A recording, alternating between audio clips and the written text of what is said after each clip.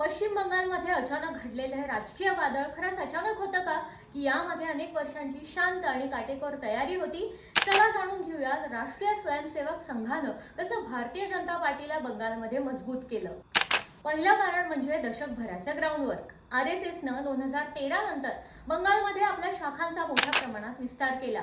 सेवा भारती मार्फत गावोगावी जाऊन शिक्षण, आरोग्य आणि सामाजिक कामांमुळे लोकांमध्ये विश्वास निर्माण केला आणि हीच विश्वासाची पायाभरणी निवडणुकीत उपयोगी ठरली.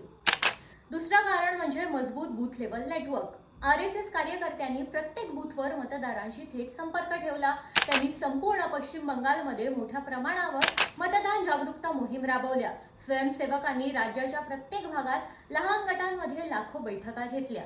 तिसरं कारण म्हणजे अचूक माहिती आणि रणनीती. RSSनं मतदारांचा मूड, विरोधकांची रणनीती याची अचूक माहिती BJP पर्यंत पोहोचवली. यामुळे BJPने आपली निवडणूक रणनीती वेळोवेळी बदलून जास्त प्रभावी केली.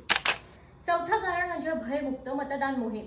RSS स्वयंसेवकांनी लोकांना निर्भयपणे मतदान करण्यासाठी प्रोत्साहित केलं.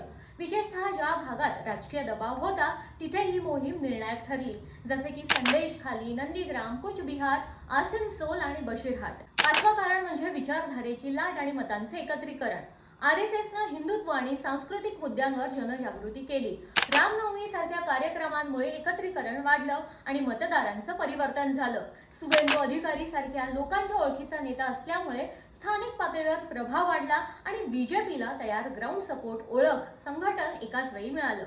बंगालमध्ये BJPचा उदय हा एका दिवसाचा चमत्कार नव्हता, तर तो होता वर्षानुवर्षाची शांतता, सातत्यपूर्ण आणि रणनीतिक मेहनतीचा परिणाम. तुमचं मत काय आहे मला कमेंट करून नक्की सांगा आणि अशाच व्हिडिओसाठी केकी रिपोर्टला फॉलो करा.